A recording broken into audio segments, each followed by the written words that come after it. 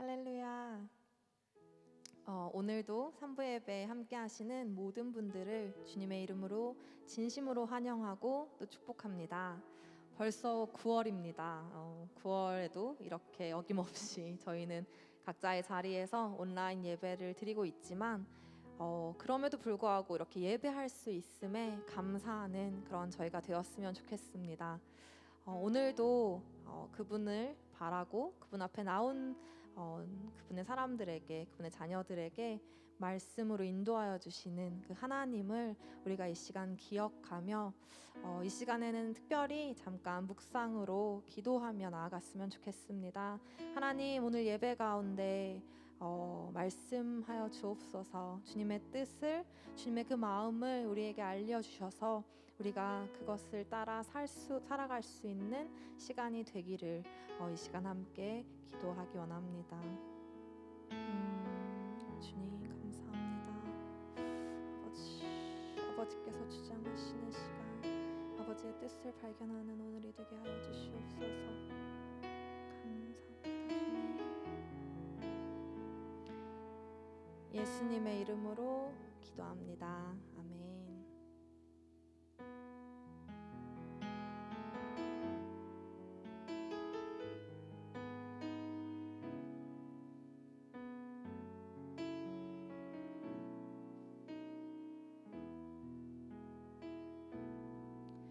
오늘 이곳에 계신 성령님, 우리에게 말씀하시고 우릴 가르치소서. 닫힌 우리 맘 열어주시고 주의 빛으로 밝혀 우릴 인도하소서.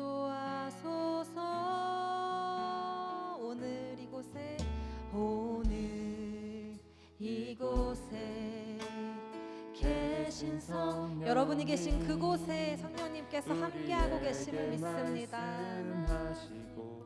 우릴 가르치소서. 닫힌 우리 맘 열어주시고 주의 빛으로 밝혀 우릴 인도하소서. 주님보다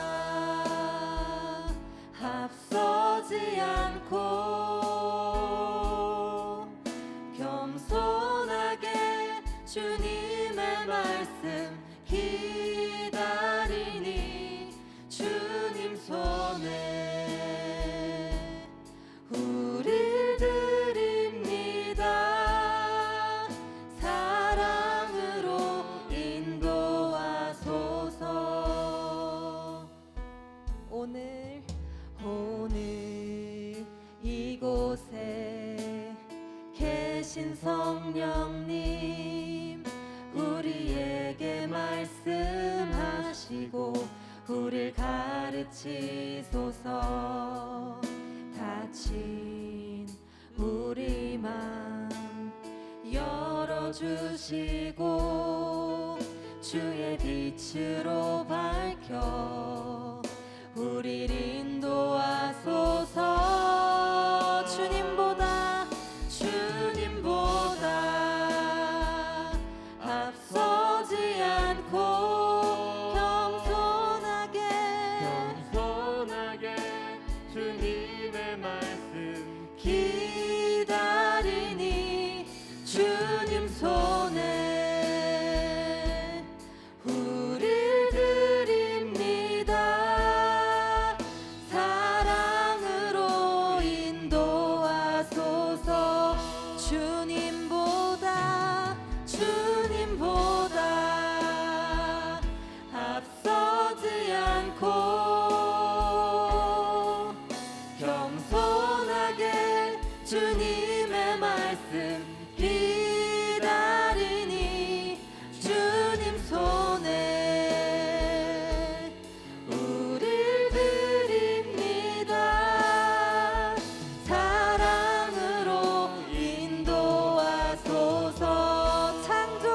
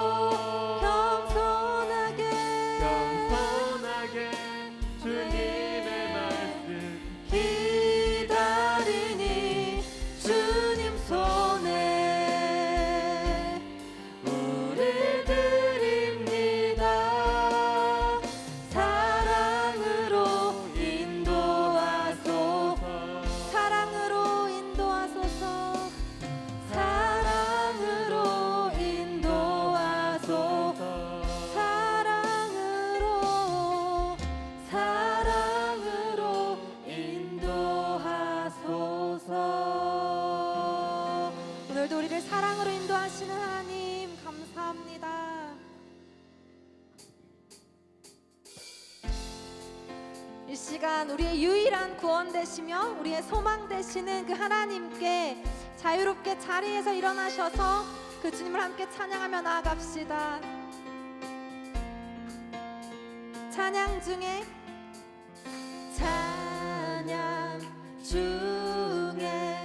눈을 들어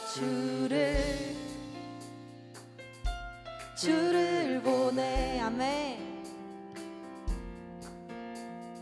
소망 중에 마음 다해 주만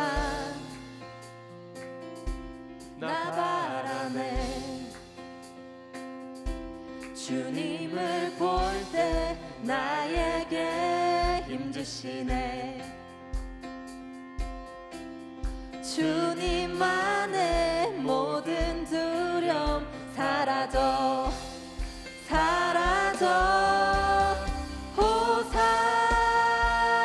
호산나 호산나 구원의 주 하나님 찬양 받으실 주님 호산나 호산나 호산나 내 안에 임하셔서 주님의 뜻 이루소서. 주께 드린 마음 다한 기도 주님 들어주시옵소서.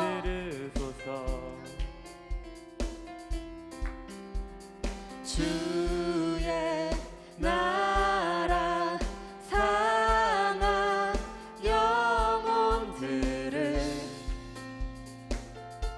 새롭게 해.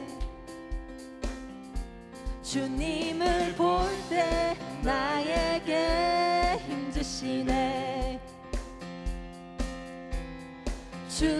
주님만의 모든 두려움 사라져 호산나 호산나 구원의 주 하나님 찬양 받으실 주님 호산나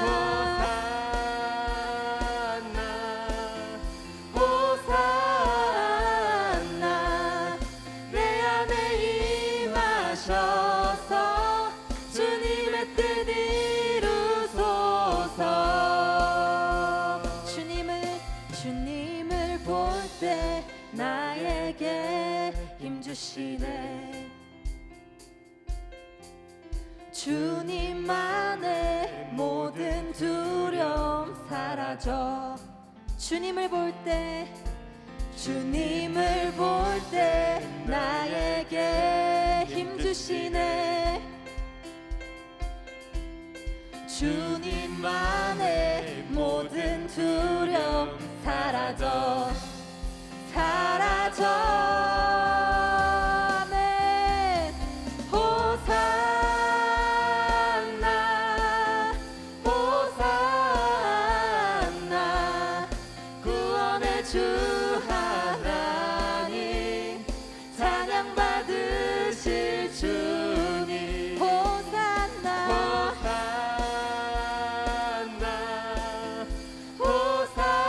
호산나 내 안에 임하셔서 주님의 뜻 우리 믿음으로 한 번 더 선포합시다. 호산나 호산나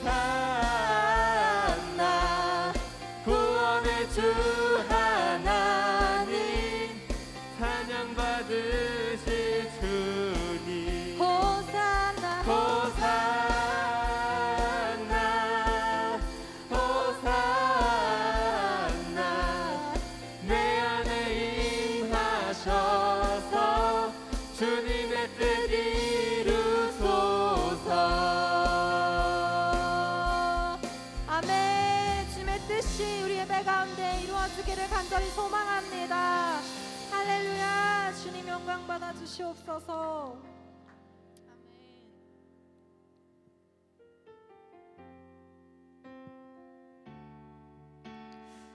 이 시간 우리 가운데 계속해서 말씀하시고 우리에게 힘을 주시며 우리와 함께 하시는 그 주님을 기억하며 계속해서 고백하며 나아갔으면 좋겠습니다.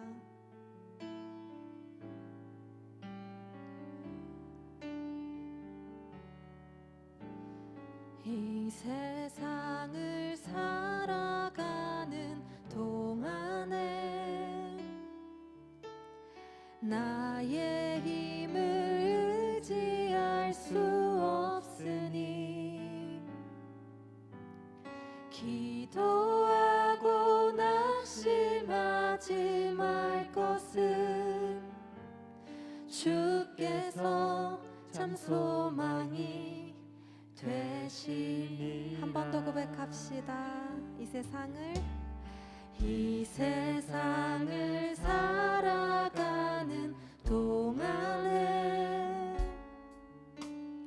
나의 힘을 의지할 수 없으니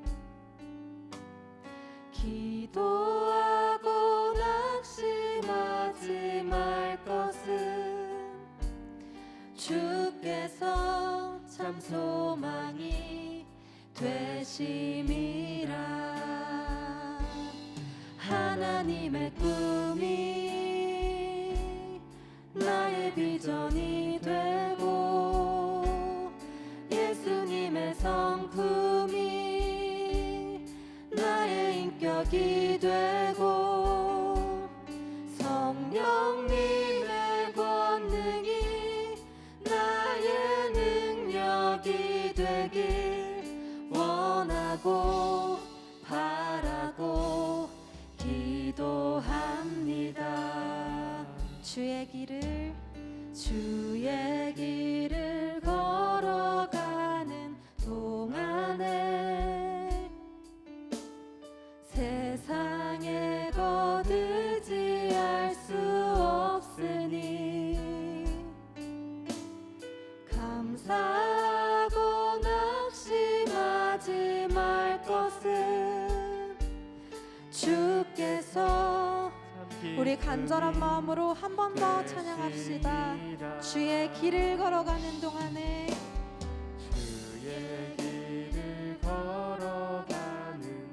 우리가 의지할 것은 주님뿐임을 이 시간 고백합니다. 의지할 수 없으니 감사하고 낙심하지 말 것은 주께서 참 기쁨이 되심이라. 하나님의 꿈이 나의 비전이 되고 예수님의 성품이 나의 인격이 되고 성령님의 권능이 나의 능력이 되길 원하고 바라고 기도합니다. 하나님의 꿈이 나의 비전이 되고 아멘. 예수님의 성품이 나의 인격이 되고 성령님의 권능이 나의 능력이 되길 원하고 바라고 원하고 바라고 기도합니다. 원하고 바라고 기도합니다. 아멘. 우리 시간 함께 기도하기 원합니다. 우리가 지금 고백했던 것처럼 우리가 살아가는 그 삶 속에서 하나님의 그 꿈이 또 하나님의 그 뜻이 온전히 이루어지기 원한다고 또 그것을 경험하는 오늘의 예배가 되기를 이 시간 소망하는 마음으로 함께 기도하며 나가겠습니다. 기도하시겠습니다. 주님 감사합니다. 아버지, 정말 하나님의 꿈이 우리의 비전이 되고 하나님의 예수님의 인격이 우리의 인격이 되며 아버지 성령님의 그 능력이 우리의 능력이 되어지어 살게 하여 주시옵소서. 아버지, 오늘 우리 예배 가운데 말씀 가운데 그것을 경험하게 하여 주시옵소서. 아버지, 주님의 그 간절한 역사하심을 구하오니 주님 역사하여 주시옵소서.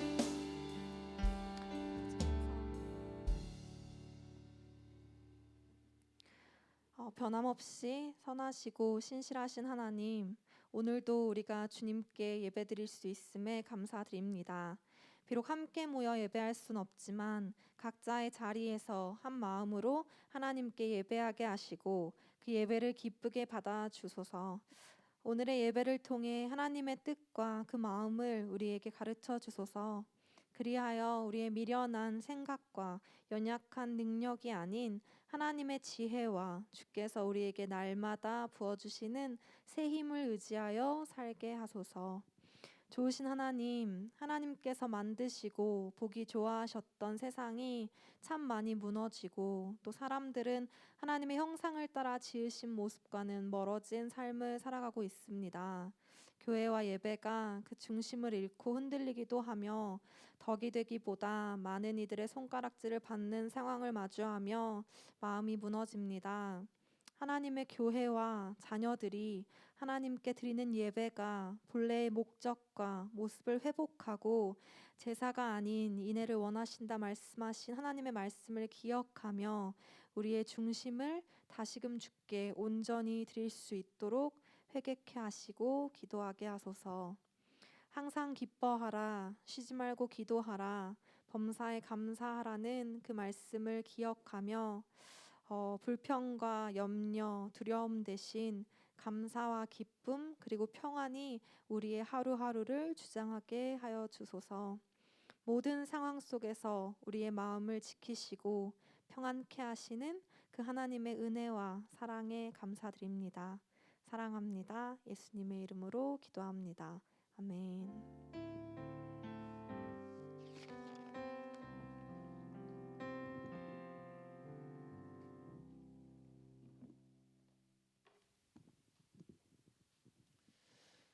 네, 헌금 시간입니다. 우리 헌금은 홈페이지에 있는 주보에 있는 교회 계좌로 여러분께서 각자 자리에서 헌금을 드리실 수 있습니다. 내게 있는 향유옥합 찬양하면서 헌금 드리겠습니다.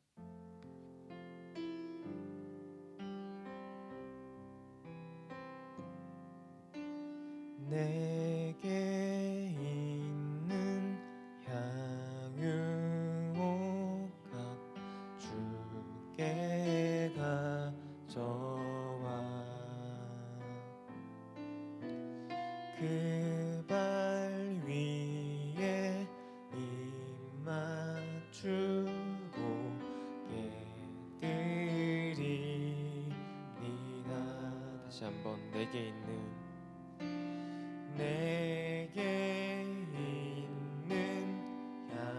향유옥합 주께 가져와 그 발 위에 입 맞추고 깨드리니다.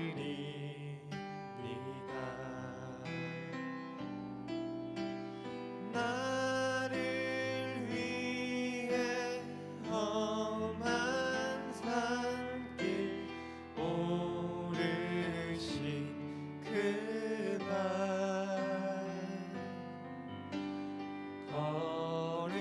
걸음마다 그 신사랑 새겨놓았네.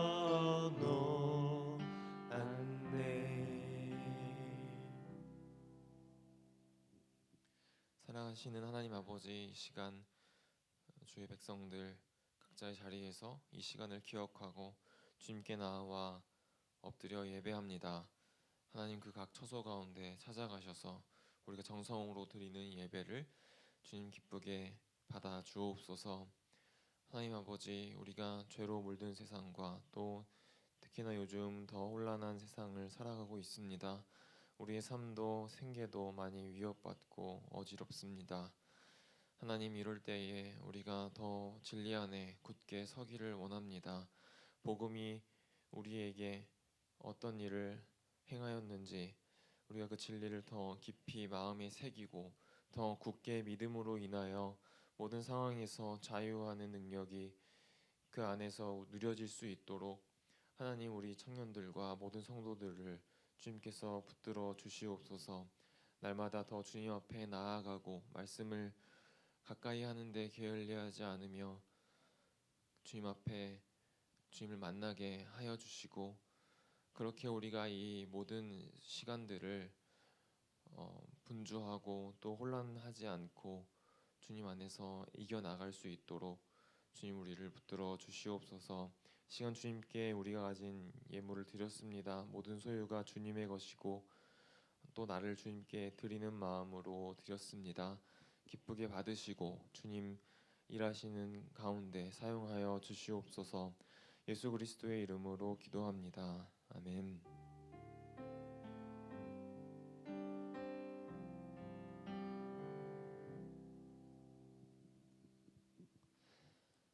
네, 3부 예배 이렇게 나오신 각자의 자리에서 나오신 여러분들 진심으로 환영하고 또 축복합니다.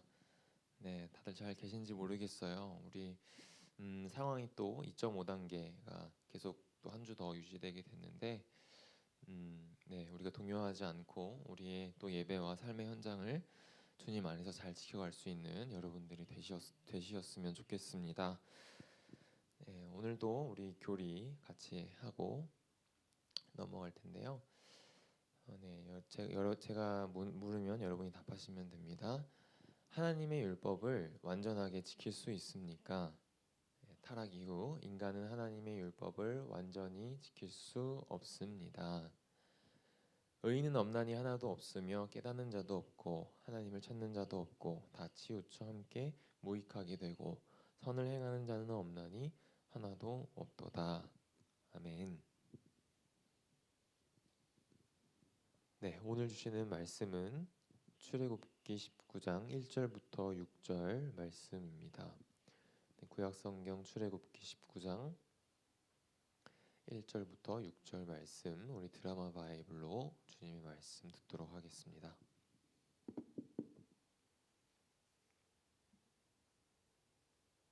제 19장. 이스라엘 자손이 애굽 땅을 떠난 지 3개월이 되던 날, 그들이 시내 광야에 이르니라. 그들이 르비딤을 떠나 시내 광야에 이르러 그 광야에 장막을 치되 이스라엘이 거기 산 앞에 장막을 치니라. 모세가 하나님 앞에 올라가니 여호와께서 산에서 그를 불러 말씀하시되, 너는 이같이 야곱의 집에 말하고 이스라엘 자손들에게 말하라. 내가 애굽 사람에게 어떻게 행하였음과 내가 어떻게 독수리 날개로 너희를 업어 내게로 인도하였음을 너희가 보았느니라. 세기가 다 내게 속하였나니 너희가 내 말을 잘 듣고 내 언약을 지키면 너희는 모든 민족 중에서 내 소유가 되겠고 너희가 내게 대하여 제사장 나라가 되며 거룩한 백성이 되리라. 너는 이 말을 이스라엘 자손에게 전할지니라. 모세가 내려와서 네, 아멘. 네, 오늘 하나님의 대리자들이라는 제목으로 하나님 말씀 나누도록 하겠습니다. 네, 몇 주에 걸쳐서 우리 복음에 대해서, 그죠? 복음이 전하는 사건을 추적해 가고 있는데요. 2000년 전 예수님이 오셔서 행하신 그 사건, 하나님 나라가 이 땅에 온 사건을 주제로 쭉 보고 있어요. 어떤 사건이 벌어졌다는 것을 목격했다고 해도요, 그 사건을 둘러싼 배경을 알지 못하면 그 사건의 의미를 알 수가 없습니다. 뭐 하나님 나라가 엄청난 사건이고 구원 사건이라 하지만 우리가 여태 많은 오해를 해온 것 같다, 이런 얘기를 좀 드렸어요. 천국에 대해서 뭐 내세에 대해서 특히 그렇고 그래서 결국 우리가 가진 그 복음과 구원에 대한 오해가 좀 많았다라는 것을 살펴봤어요. 그래서 우리가 그 복음 사건을 제대로 알기 위해서 배경을 지난 시간에는 본격적으로 살펴보기 시작했는데요. 창조주 하나님이 세상을 만드시고 무엇을 계획하셨냐, 그 계획에 대해서 우리가 봤어요. 하나님은 천지를 지으셨습니다. 그러나 그것을 완성품으로 만들어서 준 게 아니라고 했어요. 그죠? 하나님은 자신이 나중에는 이 땅에 충만하게 거하실 곳이 되기를 원하셨지만 본인이 그것을 다 완성해 버리지 않으시고 그렇게 곧장 만들지 않으시고 어떤 의미에서는 그것을 잠시 중단하시고 그것을 누구에게 준 거예요. 그 역할을 사람에게, 인간에게 그것을 맡기셨다. 그렇게 얘기했었죠.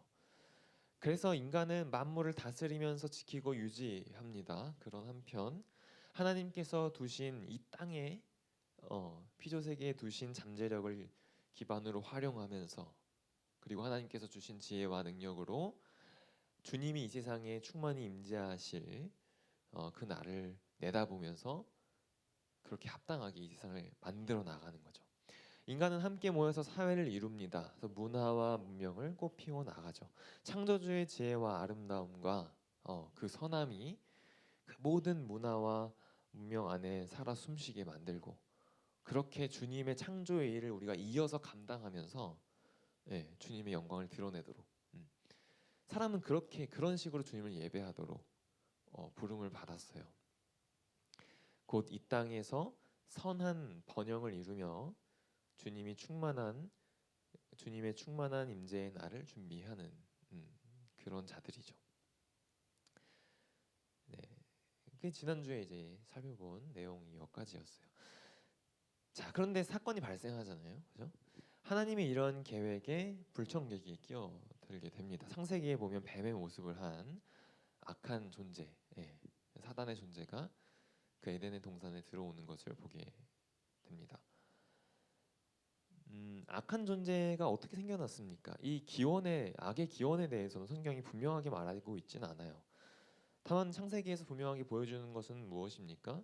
그 악한 존재가 하나님을 대리해서 다스리는 그 인간을 유혹하죠. 그리고는 결국은 죄에 빠뜨렸다.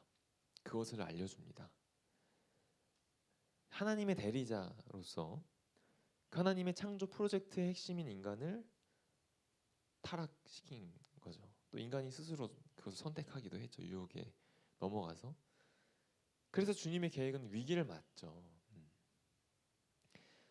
이에 하나님은 그러면 그 위기를 어떻게 해결하시는가? 성경은 그 역사를 쭉 앞으로 창세기 이후로 보여주게 됩니다. 창조주의 계획이 위기를 넘어 어떻게 흘러가면서 어디로 이제는 갈 것인가? 그런 얘기들을 다루는 게 성경의 이야기죠. 이것은 성경의 이야기만이 아니라 곧 우리가 살고 있는 이 세상의 역사예요. 이 세상이 중심된 역사라고 할 수 있는 게 이 성경의 구속사죠. 또 달리 말하면 숨겨진 이 세상의 진실이라고 얘기할 수 있습니다. 자, 여러분 오늘은 이 역사 가운데 하나님이 구원을 어떻게 이루어 오셨는지를 좀 추적해 가면서 이 하나님 나라의 배경에 대해서 더 우리가 선명하게 해 나가는 그런 일을 해 보려고 합니다. 자, 여러분 하나님의 창조 프로젝트에서 인간은 단연히 핵심이죠. 중심에 있어요. 주님이 직접 이것을 집행하시는 게 아니라 그 대리자인 인간을 부르셨잖아요. 자기를 꼭 닮은 유일한 피조물인 인간, 하나님의 형상을 닮은 자기의 목숨을 줘도 아깝지 않을 만큼 또 사랑하는 존재인 인간을 통해 그 일을 하시길 기뻐하셨어요. 여러분 당시 구약적인 배경 안에서 신의 형상이다 라고 하는 거, 그래서 신의 일을 대신한다, 또 그 신의 뜻을 대신 전한다, 그 뜻을 이룬다, 하는 그것은요 어떤 이미지를 불러일으키냐면 왕의 이미지였어요. 그 당시에 그런 신적인 일을 대신한다는 것은 왕의 특권으로 보통 여겨졌어요. 물론 제사장들도 그런 일들을 하지만 좀 역할 구분이 있었죠.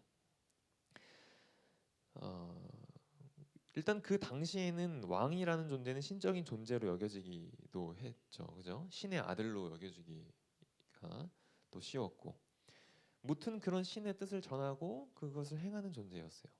그림을 한번 보여주시죠. 예전에도 보여드렸던 그림인데, 신들이 있고 그 다음에 밑에는 나라가와 백성이 있으면 그 중간에 누가 있어요? 왕이 있다. 신을 대리하는 존재로서 이렇게 보이지 않는 신들을 대신해서 뜻을 전달하는 존재가 왕이다. 이렇게 여겨졌었죠. 자, 왕 하면은 보통 정치적인 역할을 많이 우리가 생각하기 쉬운데요. 당시의 왕은요, 뭐 다스리고 정치적인 일을 그러는 것만 했던 게 아니고 그 사회의 문화와 문명에 관련된 그것의 발전에 관련된 일을 왕이 했어요. 그 일에 대해서도 문명의 발전에 대한 총책임자가 또한 왕이었어요. 뭐 도시를 세우는 총책임자로서 건물을 세우고 길을 내고 뭐 수로를 만들고 물을 공급하고 뭐 이런 일들을 다 총괄하는 사람이 이제 왕이었죠. 또한 그런 것들뿐만 아니라 문화적인 일들, 뭐 예술에 관한 일들도 그것을 주체적으로 하는 사람이 또 왕이었어요. 문명의 후원자로서의 역할이죠. 음. 뭐 직업으로 치자면 정원사가 될 수도 있고, 뭐 예술가가 될 수 있고, 건축가가 될 수도 있는 그런 일들을 주체적으로 담당했던 것도 왕이었어요. 음. 그러니까 한마디로 당시의 왕은 문명을 발전시키는 주체였어요. 번영을 이루는 주체가 다 왕의 역할이 집중되어 있었죠. 이게 당시의 그 고대 근동의 신의 형상으로서의 왕의 역할의 다양한 모습이었죠. 신의 권능과 지혜를 가진 자로서 다양한 역할들로 그 나라를 다스리는 그 신적인 능력과 권위로 다스리는 존재가 왕이었어요. 자, 뭐 이스라엘뿐만 아니라 이제 주변의 그 당시를 얘기한 거예요. 자, 이렇게 여러분 당시에는 특정한 어떤 왕이라는 존재가 그런 존재만 이런 역할을 수행했어요. 뭐 왕과 왕을 둘러싼 귀족들, 뭐 그런 사람들만이 이런 일들을 돕고 수행하는 뭐 성직자들도 뭐 그런 일들을 또 수행했겠죠. 어쨌든 소수의 어떤 사람만이 계층만이 이런 중요한 신의 역할들을 대리하는 일들을 했다는 거예요. 그렇게 여겼다는 거예요. 당시에 그들만 또 특권을 누리고 그런 영광을 누렸죠. 그런데 창세기가 밝히는 성경의 가치관은 이와 비슷한 면들이 있지만 전혀 다른 질서를 보여줍니다. 그것은 뭐냐면 소수의 특정한 사람들만이 아니라 모든 사람이 이 왕 같은 역할을 하는 것이라고 창세기는 말하고 있거든요. 비슷하지만 완전히 다른 가치 질서를 보여주죠. 다음 그림 한번 보여주실래요? 자, 이러한 게 창세기가 말하는 주장하는 인간의 모습입니다. 모든 사람이 하나님의 형상이라고 얘기하는 거예요. 특정 소수가 아니라 모든 사람이 하나님을 대리하여서 이 피조물을 다스리는 자라고 말하는 거예요. 모든 사람이 존귀한 자고 그러한 역할로 부름을 받았다. 모든 자들이 신의 하나님의 영광스러운 임재를 전달한다, 대신한다, 그것을 이루는 존재들이라고 말하는 거죠. 각자 속한 환경과 각자 속한 분야에서 주님이 주신 재능과 지혜를 가지고 창조적인 일을 다들 행하는 자들이다. 네. 그렇게 문화와 문명의 주체가 되는 거죠. 사람들은 왕의 일을, 왕 같은 일을 하는 자들이라고 모든 사람을 그렇게 얘기하는 거죠. 하나님의 대리자로서 이것이 사람이다라고 창세기는 성경은 얘기한다라는 거죠. 여러분 이런 것인데 주님은 이렇게 의도를 하셨는데 여기에 죄가 들어온다. 죄가 들어오는 모습을 보여줍니다. 그래서 이제 어떻게 되죠? 인간은 하나님을 위하고 주님의 뜻대로만 했던 인간이 이제는 어떻게 해요? 반역하고요. 주님을 거슬러요. 하나님 형상이 망가져 버린 거예요. 이제는 하나님을 위해서가 아니라 이기적인 또 악한 의도로 하던 일들을 굉장히 많이 왜곡되고 망가진 형태로 인간은 하게 되죠. 물론 여전히 이 땅에서 주신 주님께서 주신 그 역할들을 하기는 해요. 일부 감당하기는 해요. 그것이 완전히 막힌 것은 아니에요. 그러나 심각하게 왜곡이 되어서 하나님께 영광을 돌리지 않는 거예요. 자기를 위해서만 하죠. 그래서 이 땅에 해를 입히고 또 그 해를 자신이 입기도 하고 그런 처참한 일들을 벌이기 시작하는 거죠. 뭐 오늘날도 보면 여러분 문명적인 기술이 여전히 발전하고 있잖아요. 그것이 좋은 역할을 하기도 하죠. 그러나 뭐 그것을 보면은 인간이 그 지위를 완전히 잃어버린 것은 아니라는 걸 뭐 알 수는 있습니다. 그러나 분명한 것은 한번 보세요. 주님의 임재를 매게 하는 역할을 감당하나요? 하나님을 위하나요? 그러지 않고 많은 부분들을 악하고 왜곡된 모습으로 행하는 것들을 보게 됩니다. 하나님 뜻에 전혀 맞지 않은 것들을 만들어내기도 하죠.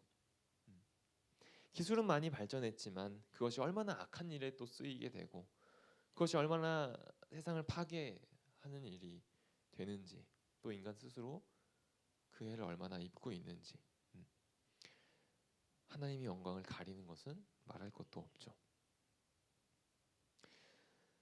이런 상황이 돼 버린 거예요. 하나님의 그런 계획이. 하나님은 이런 사태를 그냥 두고 보지는 않으셨습니다. 주님이 이 세상을 사랑하시고 또 인간들을 너무 사랑하셨기 때문에 그래요. 이 프로젝트가 망쳐지는 것을 보지 않으시고 그래서 주님은 구원의 일을 이제 시작하시죠. 자, 다음 그림을 한번 또 보여주실래요? 자, 이것은 아까 그린 그림하고 뭐 같은 그림이에요. 하나님의 대리자로서 인간이 역할을 한다 했잖아요. 그죠? 이것을 1차적인 하나님의 대리자라고 한번 얘기를 해봅시다. 근데 이 1차 대리자가 죄에 빠져서 실패하게 된 상황이 온 거예요. 그래서 하나님은 어떻게 구원을 계획하시고 이제 집행을 하시냐면 다음 보여주세요. 자, 이들을 회복시키기 위한 1차 대리자인 사람을 회복시키기 위해서 2차로 또 대리자들을 부르시는 거예요. 이것은 무엇입니까? 누구예요? 아브라함을 시작으로 한 이스라엘이죠. 여러분 이스라엘은 선택받은 민족입니다. 그러나 그 선택은 무엇을 위한 것이냐면 모든 인류를 위한 것이에요. 이스라엘을 선택하셔서 나머지는 쓸어버리고 이스라엘만 가지고 나는 시작하는다라는 게 아니고 모든 세상을 이 이스라엘을 통해서 회복시키겠다고 주님이 세우신 자들이에요. 자, 오늘 본문 출애굽기 본문이었는데요. 애굽의 포로였던 그 아브라함의 후손들을 광야로 구출해 내신 다음에 이제 전달하시는 내용입니다.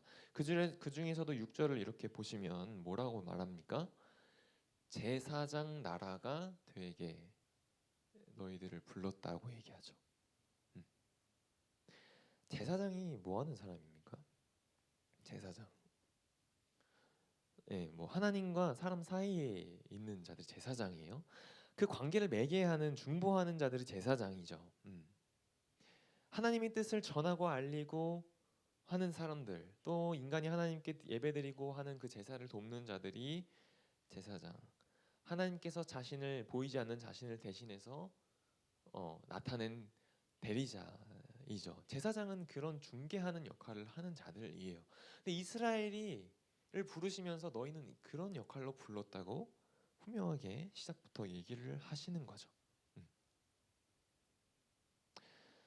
여러분 이스라엘의 소명은 그런 거예요. 이스라엘 자체가 너네끼리 승승장구하고 잘 먹고 잘 살라고 그렇게 부르신 게 아니고 그 너희들을 통해서 모든 인류를 구원하시려고 부르신 거예요. 그런 목적을 가진 거예요. 음. 최초의 이 이스라엘의 조상인 아브라함을 부르시면서 한번 뭐라고 하셨는지 한번 보세요. 창세기 12장 말씀. 내가 너로 큰 민족을 이루겠다. 너에게 복을 주겠다. 물론 아브라함에게도 복을 주지만 또 뭐예요? 너는 복이 될 거라 얘기하죠. 네가 복 받는다는 얘기와는 다른 거예요. 네가 복이 되어서 너라는 복을 누군가가 받을 거라는 얘기를 하시는 거예요. 만물이 그 복을 받겠다. 만인이 그 복을 받게 되겠다는 얘기를 하고 싶으신 거죠. 3절에 보시면 직접적으로 그렇게 얘기하십니다. 땅의 모든 족속이 너로 말미암아 복을 받을 거야. 네가 복이 돼서 만민이 그 복을 받게 될 거야. 그러니까 아브라함을 주님께서 세상을 향한 복을 내리시는 그 대리자로 부르셨다는 것이 이 처음 장면에도 등장하죠. 그죠? 다음 그림. 아까와 같은 그림이긴 하지만 이스라엘을 부르신 거, 아브라함을 부르신 거, 1차 대리자인 인류를 회복시키기 위해서 그들 가운데 특별하게 불러내신 이스라엘, 그들이 2차 주님의 대리자라고 할 수 있는 거예요. 이스라엘 위치는 이렇게 되는 거죠. 그죠? 자, 여러분 그러면 주님이 이 이스라엘을 어떤 식으로 사용하셔서 구원을 하시려고 하셨을까요? 이 2차 대리자는 여러분 한 사람이 아니죠. 공동체예요. 거대한 공동체고 나라죠. 하나님은 그 중에서 아브라함 부르셔서 민족을 이루세요. 그 민족을 택하신 거죠. 그들을 구별하신 거죠. 그래서 그들에게 자기의 하나님의 임재를 직접 보여주시기도 하시죠. 또 뭐예요? 그 주님의 뜻이 담긴 율법을 직접 내려주세요. 주님의 통치 질서를 직접 가르쳐 주시는 거예요. 이게 뭘 하시려는 걸까요? 여러분 하나님이 애초에 사람에게 궁극적으로 하시려는 일이 뭐라고 했었죠? 모든 사람이 이 땅에서 하나님 뜻에 따라서 선한 번영을 이루어 가는 거, 그죠? 네. 자, 하나님은 그 일을 궁극적으로 이루시기 위해서 이스라엘 불러 놓으셨는데 먼저 하시는 일은 뭐냐면 일단은 그 불러낸 이스라엘이 먼저 처음에 인간에게 의도한 세상처럼 되게 하시는 걸 하시는 거예요. 일단은 이 작은 사회를 그 주님이 이 온 땅에 본래 의도한 세상의 모습으로 이 소규모 공동체를 먼저 만들려고 하신 거죠. 지금 다른 모든 세상은 이기적으로 죄 지으면서 본래 의도하신 모습으로 살지 않잖아요. 문명이 발전은 하지만 파괴적이고 폭력적으로 변했잖아요. 근데 그 가운데 이스라엘 한가운데 불러놓으시고 그 소규모 이 사회, 이 나라에는 본래 하나님이 의도하신 그 세상을 먼저 이루게 하시려는 거죠. 소규모로. 그래서 율법을 주시고 자기의 임재를 나타내시고 그렇게 하시는 거죠. 그렇게 이스라엘을 만드시면서 또 앞으로 이제 온 땅에 걸쳐서 그것을 회복해 나아갈 수 있는 사명을 감당할 수 있게 먼저 이 이스라엘을 그렇게 만드는 방식을 주님은 취하시는 거예요. 여러분 선지서 뭐 읽어보시면요, 뭐 요즘 큐티 하시면서 이사야도 읽으셨을 텐데 보면은 정의와 공의를 엄청 강조하시죠.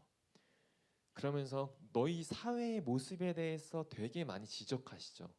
약자들이 고통받는 거에 대해서 계속 말씀하시죠. 지겹도록 고아와 과부 최약층 빈층에 대한 그들이 고통받는 거, 정의가 없는 공의가 없는 것에 대해서 격하게 분노하시면서 늘 얘기하시잖아요. 왜 그럴까요?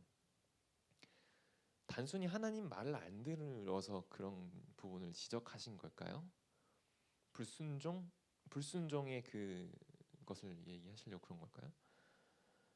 물론 당연히 그것도 그렇지만 왜 그러시냐면 사회가 정의롭고 선하게 되는 것이 하나님이 이스라엘을 부르신 목적의 핵심의 위치에 있기 때문에 그런 거예요.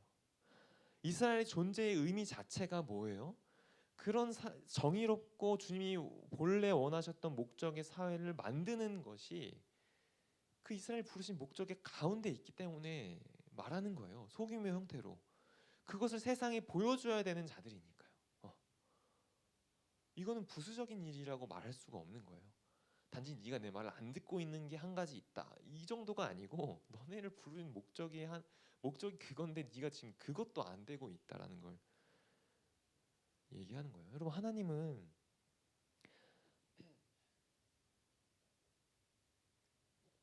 이스라엘을 부르셔서 뭐 구원자 예수님만 배출하면 끝나는 게 아니에요. 예수님만 오실 수 있도록 니네가 뭐 그 혈통만 좀 명맥만 좀 이으면 된다. 좀 기다려라. 이런 게 아니고 뭐 그래서 어떻게 살든 너네가 죄인이니까 어쩔 수 없다. 이런 게 아니고 뭐 예수님이라는 구원자를 내가 보낼 건데 그가 오면은 너네가 이제 구원을 받고 천국으로 다 갈 거니까 지금 너희가 사는 건 상관없다 얘기하시는 게 아니고 이스라엘은 처음부터 온 땅이 회복되는 걸 목표로 자신들부터 그 뜻을 받아서 그 세상에 그러한 주님이 의도하신 세상을 보여주는 자들로 부름을 애초부터 받았다는 거예요. 그런 사명을 가진 공동체가 자기네들부터 그런 게 전혀 되고 있지 않는다면 무슨 사명을 감당할 수 있겠어요? 그렇죠? 주님의 정의와 공의가 주님의 마음이 그대로 이루어지는 그런 세상이 되어야 되는데 그 작은 데서도 그 뜻을 받고도 이들이 이루지 못하는데 이들이 어떻게 주님의 그 뜻을 세상에 전하겠느냐 말이에요. 그렇게 될 수가 없죠. 이스라엘이 어떻게 했습니까, 여러분? 구약 성경 보시면 금방 알겠지만 누구를 중보하는 역할은커녕 본인들 스스로도 주님 앞에 바로 서는데 늘 실패했어요. 주님께 순종하는 문제에 넘어졌어요, 계속. 네. 1차 대리자인 인간들이 실패해서 2차를 부르셨는데 2차 대리자들도 실패를 거듭하는 모습을 보여준 거죠. 위기를 또 맞게 된 거예요. 자, 그러면 어떻게 하나님이 이 이야기를 이어가십니까? 사실 하나님은 계속해서 이스라엘 역사 가운데 이 이스라엘의 2차의 위기가 올 때 3차의 대리자를 또 보내십니다. 그들이 바로 뭐 소위 선지자들이라고 할 수 있는 그런 사람들을 주님은 또 이렇게 보내셨어요. 이 3차 대리자에 해당하는 사람들의 역할은 뭐냐면 2차 대리자 역할을 제대로 수행하지 못하는 선택받은 백성들을 회복하기 위해서 존재하는 것이 이 3차 소명을 받은 이런 존재들이었죠. 그럼 선지자들 보세요. 하나님 말씀을 늘 계시받아서 이스라엘에게 전달해요. 이스라엘이 부패하고 잘못 나갈 때 그들을 혼내기도 하고 뭐 달래기도 하면서 그렇게 하잖아요. 그죠? 모세가 처음에 그 일을 했던 사람이었어요. 그리고 뒤에 수많은 선지자들이 일어나죠. 예언자들, 뭐 사사나 왕들 중에서도 그런 일들을 감당하죠. 사명을 잃고 이기적으로 죄악으로 그렇게 변해버린 이스라엘 공동체를 살리기 위해서 그 이스라엘이 본래의 역할을 회복하게 하기 위해서죠. 정확히 말하면 그렇게 3차 대리자들을 주님은 보내시는 거예요. 그게 선지자들의 역할의 위치죠. 그러나 그 선지자들도 그 일을 쉽게 성공하지 못해요. 왜냐하면 이스라엘이 정말 변하지 않았거든요. 아무리 바른 소리를 해줘도 안 되는 거예요. 잘 되나 싶다가 또 똑같이 같은 잘못들을 반복하고 또 점점 더 나빠지고 결국은 하나님의 심판 그 진노를 그 징계를 받아 포로가 되기까지 되어버리죠. 그들의 문제는 늘 내면이었습니다, 여러분. 내면이 문제예요. 마음, 그게 변하지 않는 거죠. 네. 결국은 뭐가 문제라는 거예요? 그 죄의 문제예요. 네. 이 근본적인 문제를 해결하지 않고서는 아무리 바르고 그런 것을 전해도 그들이 변하지 않았다는 거예요. 그러나 이스라엘 백성들은 자꾸 내면이 아니라 외면에만 집중하는 모습을 보여줘요. 계속 우리를 외적들로부터 구해달라고, 우리가 죽게 됐다고 외적인 일들에만 집중하며 주님에게 그런 구원만 바랬어요. 자기 속 내면은 살펴보지도 않고 자기 먹을 것들만 해결해달라고 자꾸 밖의 문제만을 가지고 얘기했죠. 주님은 늘 안을 얘기하시는데 외적으로 원하는 것을 얻기 위해 외적으로 제사를 드리는 데만 열심으로 하지만 그 내면은 바뀌지 않고 그 욕심은 그대로 가진 채 약자들을 그냥 두고 돕지 않고 주님의 마음을 보지 않는 그런 사회를 계속 이어나갔던 거죠. 그러니까 죄 문제가 인간에게 해결되지 않는 한 아무리 하나님의 뜻을 알려줘도 가망이 없다는 게 여실히 그 백성 안에서 드러나요. 3차의 소명을 가진 자들을 보냈지만 이마저도 참 안 되고 절망적인 상황을 구약은 맞이하게 되면서 끝이 나죠.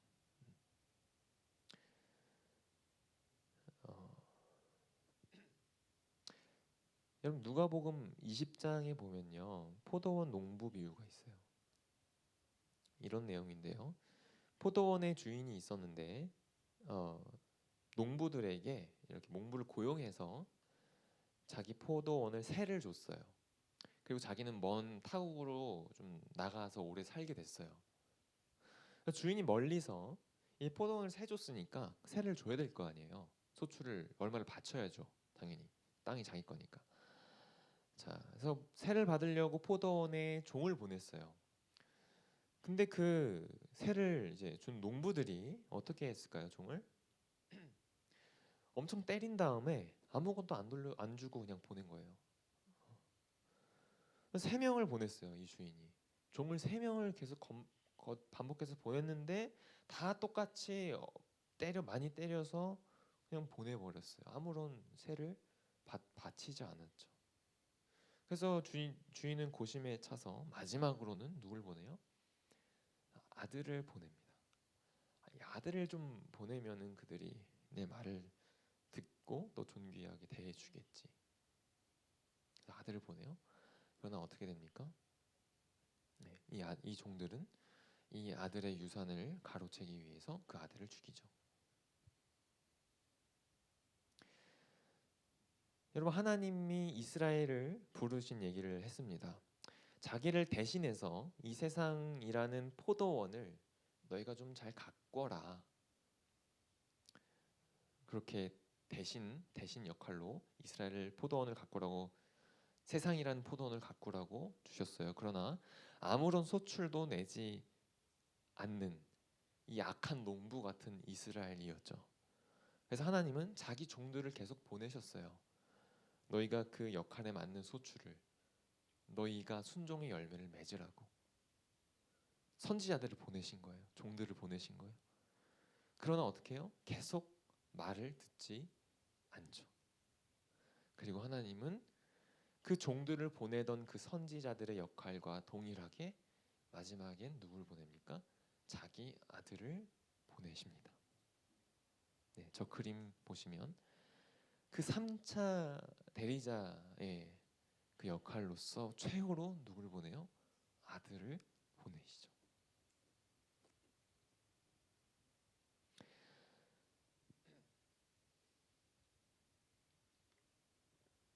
자, 이 그림이 우리가 이해하기에 되게 중요한 그림입니다. 머리 좀 넣어 놓으시면 좋을 것 같아요.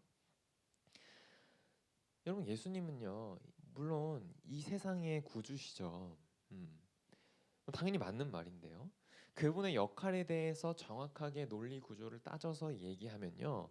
예수님은 먼저 누구의 구주예요? 이스라엘의 구주세요. 즉 3차 대리자들은 2차를 위해서 부름받은 존재잖아요. 그죠? 그러니까 하나님은 이스라엘의 목적과 사명을 회복시키고 이스라엘을 통해서 그 백성들을 통해서 궁극적으로는 그 세상의 회복, 인류를 회복하게 하기 위해서 그래서 예수님을 보내신 거예요. 그러니까 세상의 구주이기 이전에 이스라엘을 하나님이 선택받은 그 백성의 지위와 역할로 회복시키는 이스라엘의 구주로 하나님은 예수님을 보내신 거예요. 유대의 왕으로 오신 예수님이잖아요. 그렇죠? 그래서 예수님이 사역하시고 말씀하시는 것을 보면은 어떤 얘기를 하세요? 유대인들 그리고 이스라엘이 우선이라고 얘기하는 본문들을 종종 보게 되잖아요. 당시 유대인들은 물론 여러분 사명을 잊은 지 오래여서 예수님이 자기 민족만 구원하려고 오셨다고 믿었어요. 선지자로서, 그죠? 그 선지자 역할을 이스라엘도 오해하고 왜곡했잖아요. 우리 민족만을 위한 자들이다. 이스라엘이 세계를 제패할 그런 뭐 대국이 되게 하고 이방은 다 멸하고 뭐 이런 걸로 잘못 그렸었잖아요. 예수님이 이스라엘을 유대인들을 우선하는 이유도 아마 그들은 그렇게 여겼을 거예요. 그러나 예수님이 먼저 이스라엘에게 집중하신 진짜 이유는 뭐겠어요? 여러분 하나님의 구원 계획이 전체가 지금 이 그림처럼 이러하기 때문이에요.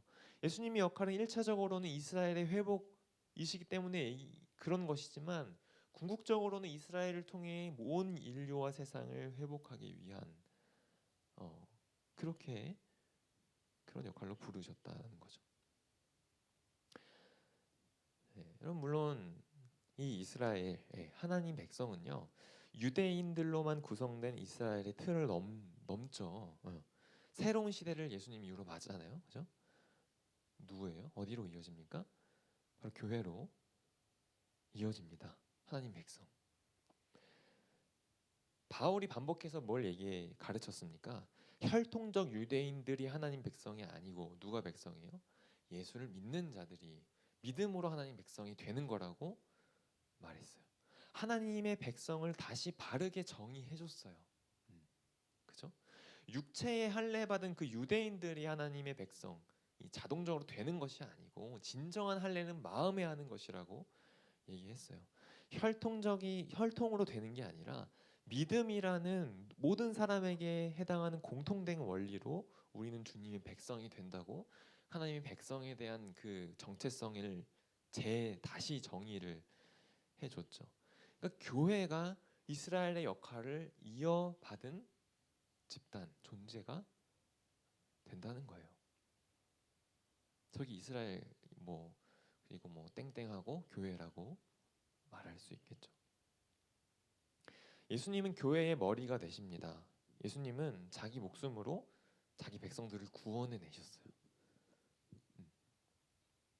보통 선지자들이 하지 않은 일들을 주님은 하신 거죠. 죄로 인해서 가망이 없었던 거잖아요. 이스라엘도 그렇고 인간도 그렇고, 그죠? 아무리 선한 걸 줘도 행할 능력이 없었잖아요. 율법으로 글로 적어줘도 지킬 능력이 없었잖아요. 그렇게 죄의 노예가 돼서 가망이 없던 인간들을 구원자 예수님은 회복을 시키신 거예요. 그걸 해결해 버리신 거예요. 자기 피로 그 죄의 사슬을 끊어 버리신 거죠. 그래서 이제는 주님을 따를 수 있는 자들로 자기 자신을 들여서 제사를 행하신 거예요. 예수님은 그렇게 자기의 3차 대리자의 사명을 완벽하게 성취하셨습니다. 이제 주님으로 인해 주님으로 거듭난 백성들은 이 세상에서 자기의 역할을 수행할 수 있게 된 거예요. 일단은 이 2차 사명자들, 주님의 백성들을 그렇게 회복하는데 주님은 성공하셨던 거죠. 교회가 오늘날까지 그런 역할을 하는 공동체로 이 세상 곳곳에 세워져 있습니다. 죄에서 해방되어 새롭게 된 존재들로, 마음이 새로워진 존재들로 이스라엘에게 처음에 부여하셨던 그 사명의 역할을 감당하기 위해 세워져 있죠. 이스라엘과 마찬가지로 교회 안이 주님은 교회의 이 공동체 안이 먼저 그 하나님의 질서로 다스려지는 공동체가 되기를 원하십니다. 이제 아까 그렇게 얘기했잖아요, 그렇죠? 죄로부터 끊어져서 거듭난 자들이 모인 게 이 교회잖아요. 그러한 자들이 구성된 이 사람들이라면 이 안에 사회는 주님이 애초에 원하셨던 모습이 되어져야 하겠죠. 그렇게 이 교회 공동체를 주님은 기대하시고 부르신 거예요. 주님이 본래 의도하셨던 선한 번영이 일어나는 세상을 이 세상에 보여주기를 원하시는 거죠. 그리고 동시에 교회는 밖으로 나아갑니다. 그죠? 이 그림에서 분명하게 나타나 있잖아요. 이스라엘 교회의 존재는 무엇입니까? 1차 인간들을 위한 거. 인간의 사명을 회복하기 위해서 존재합니다. 사상으로 나아가는 거예요. 이렇게 교회는 자신들 자체가 복이 되어 이 세상의 복을 받게 전달하는 것입니다. 아브라함에게서 시작된 소명이 교회인 우리에게로 이어져 내려온 것이죠. 마태복음 지상명령, 우리가 잘 아는 이 본문을 보면은 마태복음 9절, 여기에 교회의 사명의 중요한 부분이 잘 나타나 있어요. 보통 우리가 이 유명한 이 지상명령을 이름도 붙여서 우리가 잘 알고 있는데, 이것을 보통은 온 세상 사람들에게 복음을 전하고 그들을 구원받게 해라는 명령으로 읽습니다. 제자를 삼고 세례를 베풀라는 거죠. 그리스도인 주님의 백성 되게 하라. 물론 여러분 당연히 이것이 첫째 되는 사명이에요. 그리고 정말 이 사명, 이렇게만 주님의 백성이 되게 하라는 명령으로도 그 사명은 사실은 다 요약되는 것도 맞아요.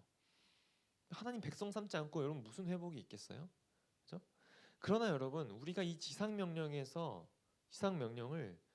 좀 축소해서 읽었다는 것을 우리가 봐야 돼요. 예수 믿게 하는 것은 맞는데 그것이 예수 믿고 천당 가게 하라는 것으로 좀 축소해서 읽었다는 거예요. 예수 믿고 그들이 생존하게 만들라는 것으로 좀 축소해서 읽었다는 거예요. 그렇게 그친 거죠. 그러나 예수님이 지상명령에서 여기서 중요한 핵심은 여러분 뭐겠어요? 중요하게 놓쳐서는 안 되는 핵심, 제자로 삼으라는 거, 그리고 가르쳐서 지키게 하라는 거예요. 이스라엘로부터 교회에 이어진 사명이 여러분 이거잖아요. 1차로 부름받은 모든 사람들로 하여금 그 역할을 감당하게끔, 죄로 인해서 그 역할을 감당하지 못하는 사람들로 그 주님의 뜻을 감당하여 자기의 삶을 살아가게 만드는 게 이스라엘과 교회의 사명이잖아요. 그렇죠? 여기 그것이 나와 있어요. 가르쳐 지키게 하라고. 그냥 구원만 시키는 게 아니라, 그죠?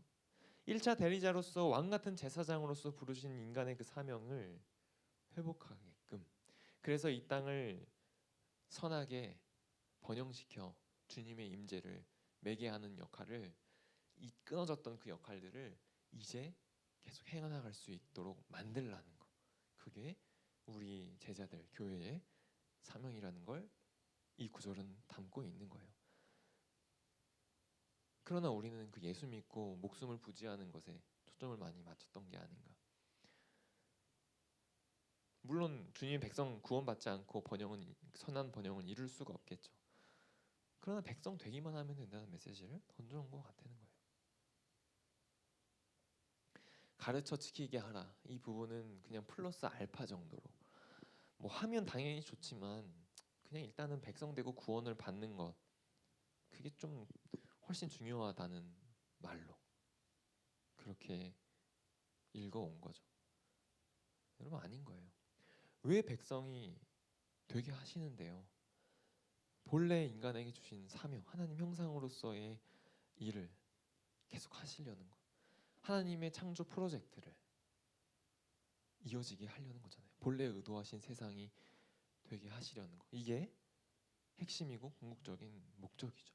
절대 부수적인 것으로 내려갈 수 없는 일인 것입니다. 그럼 3차 대리자인 그 예수님, 그 마지막으로서 주님은 오셔서 성공을 하셨습니다. 이제 더 이상 3차 대리자의 역할로서 누군가가 필요하지 않아요. 예수님으로 인해 구원받은 거듭난 백성들, 2차 대리자로 부름받은 교회가 이제 주님으로 인해 회복되어 그 역할을 이제는 감당하면서 나아가게 됐거든요. 그렇게 세상 모든 사람들에게 나아가고 있거든요. 그들과 함께 거하면서 그들의 빛이 되며 그들을 인도하는, 하나님께로 인도하는 그런 공동체가 이제는 세워졌거든요. 예수님으로 인해.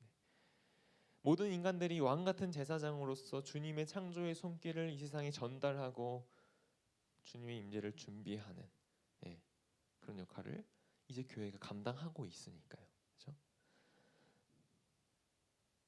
그러므로 우리가 여러분 교회라면 두 가지 역할을 크게 감당해야 됩니다.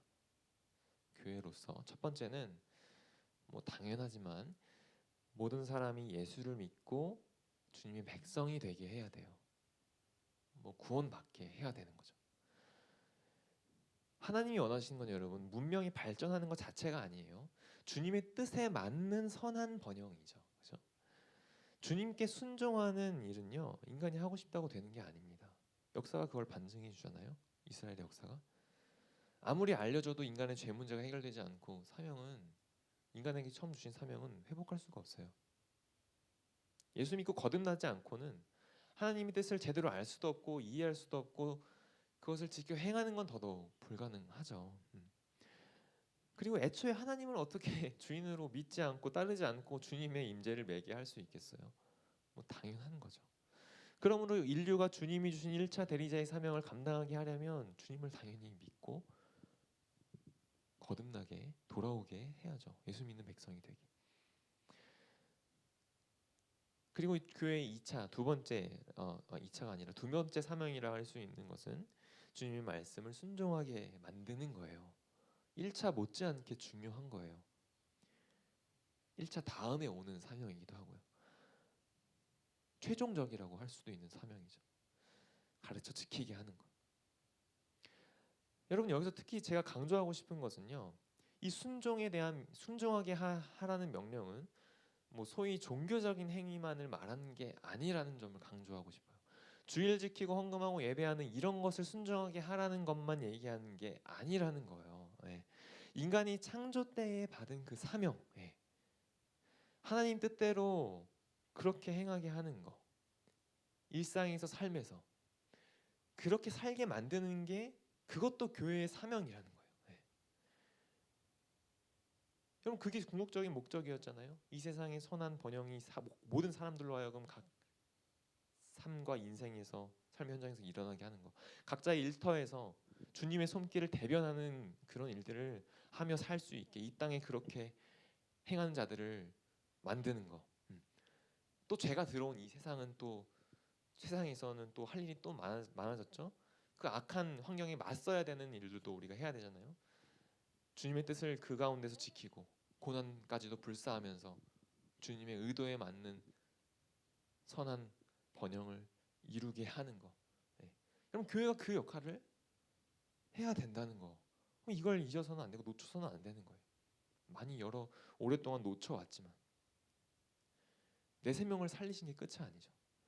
그러나 여러분 교회가 얼마나 일상에서의 영성에 무관심했는가 저도 많이 실감하게 돼요. 그냥 교회 나오고 종교 생활을 하는 것으로 구원받았으니 됐다고 느낄 정도로 각 성도가 일터에서 어떤 식으로 일하고 어떤 식으로 돈을 벌고 무엇에 집중하며 그 삶을 그 일터에서 집중하며 일하는지 교회는 관심이 없었어요. 솔직히 그냥 11조 잘 내고 번 돈으로 주일 성수 잘하고 수요 금요 예배 잘 나오게 하고 말씀 읽고 주님과 교제에 힘쓰고 또 힘들 때 주님 찾게 하고 당연히 중요하죠. 그러나 그것밖에 몰랐던 거예요. 정말 일터에서 어떻게 사는지는 잘 묻지도 않아요. 교회가 그 일을 하면서 하나님의 임재를 매게 하는 선한 역할로서 그래서 그 일들을 잘 감당하고 있는지, 그러니까 2차 교회가 하는 일로 그 일이 정말 잘 이루어지고 있는지 성도들 안에 정말 해야 되고 점검해야 될 일은 하지 않았던 거예요. 그 일들을 성도들이 감당하면서 겪는 어려움들을 같이 교회가 고민해주고 또 잘못 가고 있을 때 돌아오게 만들어주고 그런 일은 거의 교회가 감당을 못했던 것 같아요. 거의 소위 종교적이라고 말하는 테두리 안에서의 소위 영적인 일이라고 말하는 그런 것들만 봐왔던 거죠.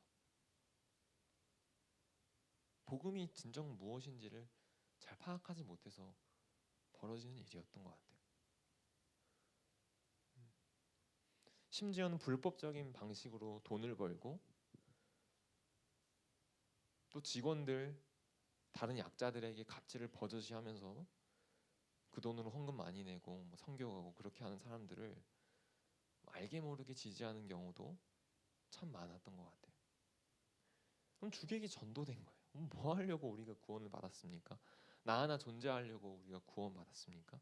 이 땅은 불타 없어질 거니까 적당히 불법적이게 살아도 되고 영적인 일, 그런 하나님의 일만 뭐 어떻게 벌든 그걸로 하면 되는 건가요? 교회 일에만 집중하면 되는 거? 2차적인 사명이 무엇인지를 까먹은 거예요.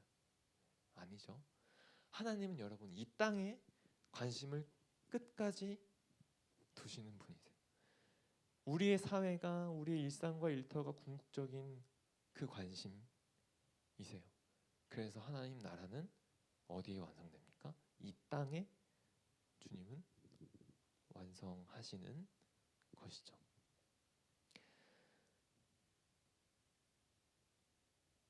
오늘 말씀을 이제 뵙겠습니다. 어떻게 보면 오늘 교회의 뿌리와 역사에 대해서 배운 것입니다. 우리가 이 정체성을 잘 정확하게 가지고 교회로서 살아가고 또 우리 삶에서 무엇을 해야 하는지를 잘 알며 우리의 삶의 현장에 나아가야 할 줄로 생각을 합니다. 바라기는 여러분 우리의 교회로서의 사명과 또 우리가 처음에 창조 때에 받은 하나님 형상으로서의 사명을 잘 가지고 우리가 창조 목적대로 제대로 그렇게 삶을 살아갈 수 있는 저와 여러분들이 다 되시기를 바랍니다. 우리가 앞으로도 하나님 나라에 대해서 계속 살펴볼 텐데 진리 안에 더 바로 서갈 수 있는 우리 청년들 다 되시기를 간절히 바랍니다. 우리 같이 기도하는 시간 갖겠습니다. 오늘 말씀을 가지고 기도합시다.